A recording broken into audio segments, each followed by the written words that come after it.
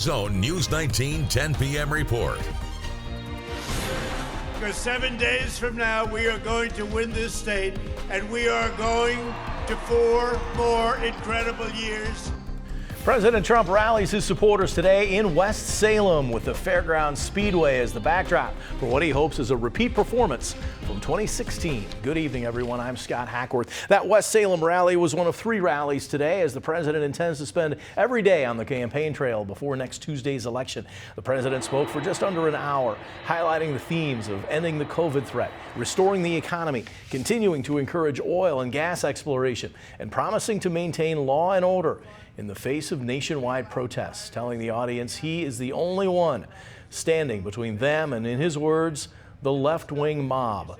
But he began by thanking the audience, many of whom waited for hours as the president was about an hour late in getting started.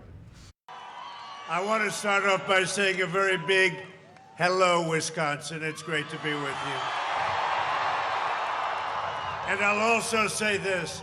I have never spoken where I had so many people behind me. And the president has 2 rallies scheduled tomorrow in Arizona before heading to North Carolina on Thursday. As we mentioned, the president covered a wide range of topics during his speech and finished at the Speedway with a flourish. We continue our team coverage now with News 19's Dustin Lukey. And Dustin, he kind of made a play related to the Speedway. Yeah, he certainly did, Scott. The president actually took a pair of laps in the motorcade around the Speedway as we enter this home stretch of the 2020 race before he then revved up the crowd's enthusiasm, predicting a win in Wisconsin and beyond come Election Day. You're going to see a giant red wave on Tuesday. You're going to see a red wave like they've never seen before, and they saw a very big one. I'll tell you what, they got a glimpse on 4 years ago, because that was, I remember they said, where did these people come from? Where did they come from?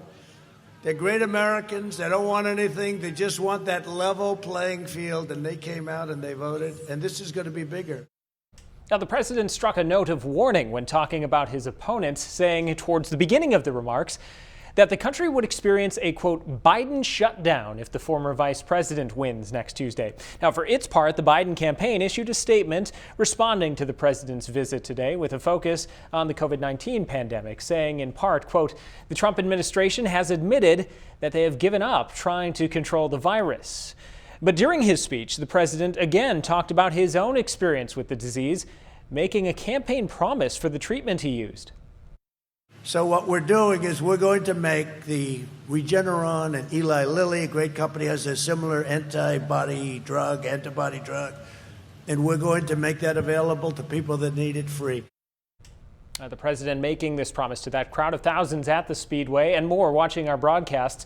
A turnout he hopes his campaign also hopes turns into votes next week. Now, I spoke with the campaign's communication director, Erin Perini, who worked in La Crosse during Ron Johnson's first Senate run in 2010, and she told me today that the campaign is working hard to hold the counties they won in 2016 and turn some, like La Crosse County, that Trump lost, en route to winning the state. Scott. All right, thanks, Dustin. In 2016, Hillary Clinton actually won La Crosse County by about 10 percentage points. Well, even though President